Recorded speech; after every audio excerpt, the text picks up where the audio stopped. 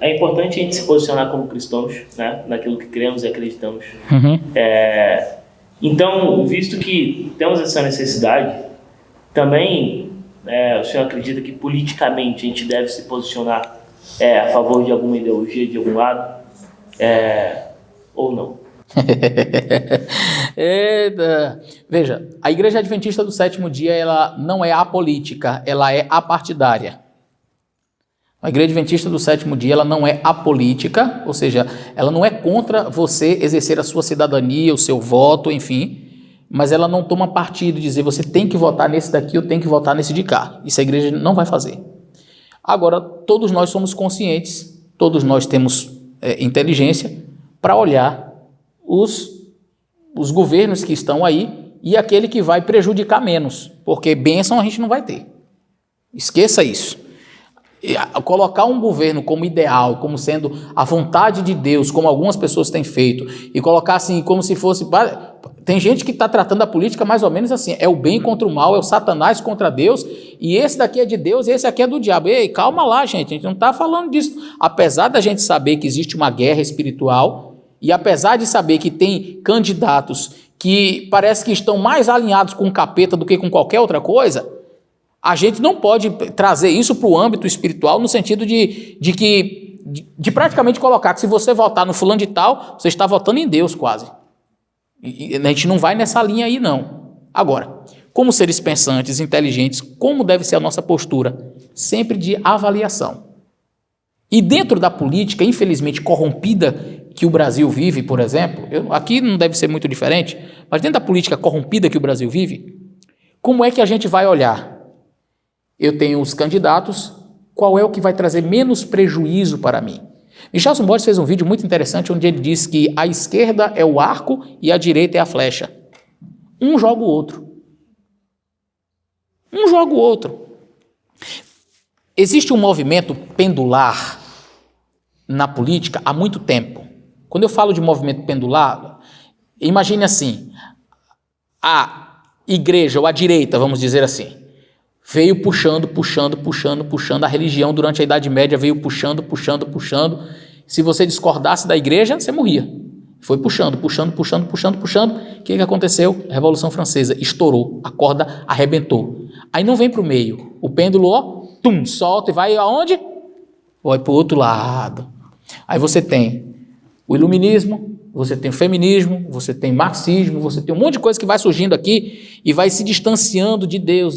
Então você tem a Revolução Francesa, ela surge com a proposta de dizer queremos liberdade, não queremos religião.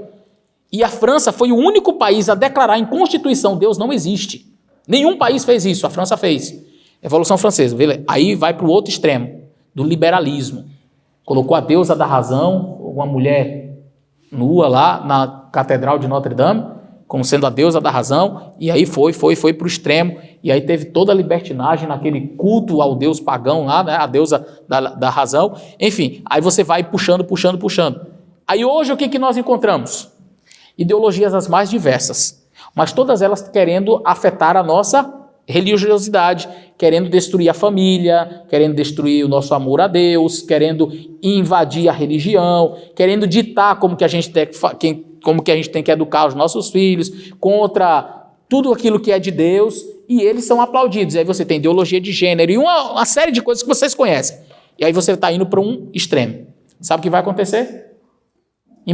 Só imagina. Vai o quê? Estourar. Aí quando estourar, o que vai acontecer? Vem para o meio? Não. Aí você vai ter novamente o ressurgimento de quê? Desse movimento religioso que vai dizer assim, já basta, vocês já foram longe demais, tá horrível, agora vamos dar atenção para a família, precisamos de um dia para a família, precisamos de decretos mais sérios contra essas ideologias, aí nós vamos partir para o finalmente. Agora, não se engane, achando que porque esse grupo vai... hoje é o que fala de religião, de que um dia ele não vai perseguir, vai. E algumas pessoas já chegaram para mim e dizer assim, pastor, então não vou querer esse lado aí também, porque todos os dois não prestam. E esse aqui vai ser o que vai perseguir a gente. Duas coisas. Primeiro, isso vai acontecer e Jesus volta. Então, que ele volte logo. Mas a segunda coisa é que, como cristãos, a gente tem que parar e pensar assim, o que vai me causar menos dano agora? Porque eu não vivo amanhã, eu vivo hoje. Eu vivo hoje. Eu não quero, por exemplo, minha filha sendo doutrinada em determinadas áreas. Eu não quero os meus filhos sendo doutrinados em determinadas áreas. Eu não quero que minha filha chegue na escola para assistir um show de drag queen, como eu tenho visto em vídeos aí de escolas, as crianças sendo expostas a coisas que eu fico assim, meu Deus. Então, eu estou aqui emitindo, não parecer da Igreja Adventista, minha opinião, Eleazar. Eu olho para o menos ruim e digo assim, hoje eu não quero isso. Mas esse aqui vai me perseguir depois. Quando chegar a vez dele, que me persiga. Mas hoje, isso aqui vai me causar menos dano por uma razão.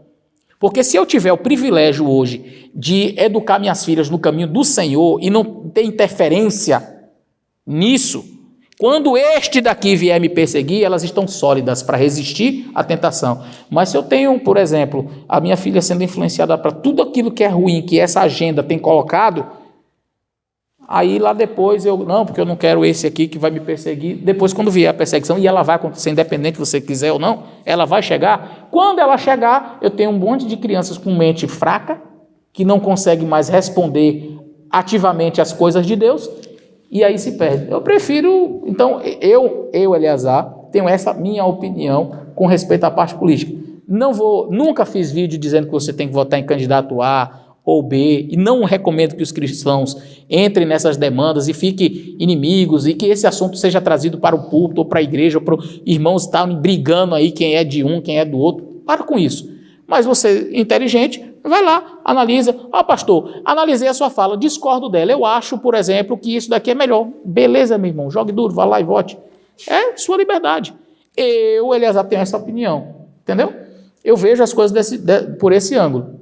Vejo o que me causa menos dano agora. No futuro, aí o futuro vai trazer o seu próprio mal. Mas hoje eu tenho essa opinião.